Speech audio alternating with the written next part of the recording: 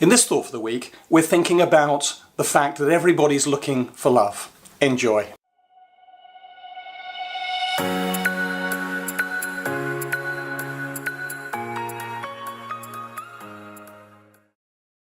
Do you know, one of the things I've realised in ministry over the past couple of years is that actually when we actually try and engage with people by pointing out their sin, by proving that they're sinners, all we seem to do is get their backs up. All we seem to do is to get them to shut down and to not think about Christianity and the good news of Jesus Christ for themselves. In fact, actually, what it does is it makes the good news bad news in terms of the way that we're portraying it. One of the things I've realised over the past few months is that everybody around us is looking for the same thing. They're all looking for love.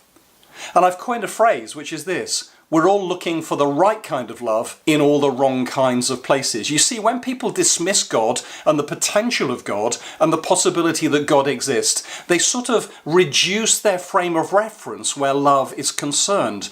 It limits them to all that human beings can offer, which is a very small palette where love is concerned. In fact, in in Greek in the Bible, there's three kinds of love that's described. We use one word, we use the word love, and we talk about loving our dog and loving chocolate and loving our spouse, and hopefully we don't really mean the same thing. But in Greek, there are three words. There's the word storge, the relationship between a parent and a child, the first love that in many respects we're supposed to come into contact with. And then there's phileo, brotherly love, the second love that we come into contact with when we have a sibling that enters our home and becomes part of our experience. And then there's eros, that erotic love, that adult romantic love that we experience as we grow into adulthood. And you know, the thing that interests me is that our society, our world, thinks that that's the highest form of love. So it's not surprising when they go out of their way to pursue it and yet find that it doesn't actually satisfy.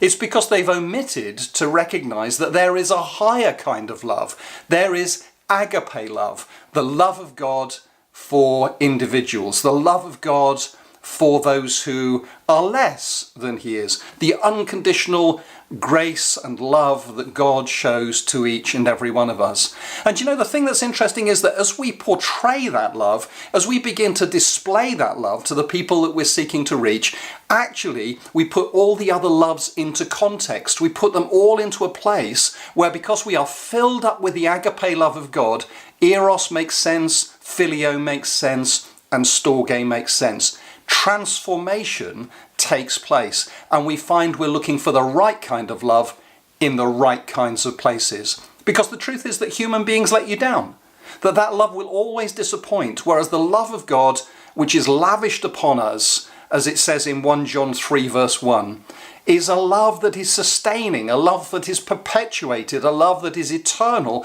a love that is unconditional, a love that is deep and real and long and high and wide. How great is the love that the Father has lavished upon us. And you know, my passion and my desire is that in mission we might just reach out to people with that love. We might show it to them in tangible, practical ways that raises the question, why are you doing this? And then we can share the love of God with them. So that's my thought for the week.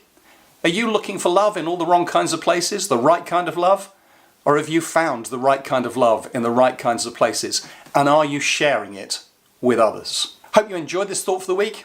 If you did, then give us a thumbs up and press that like button.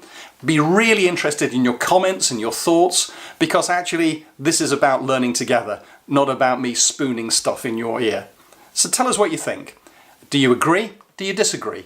And what are you doing about it?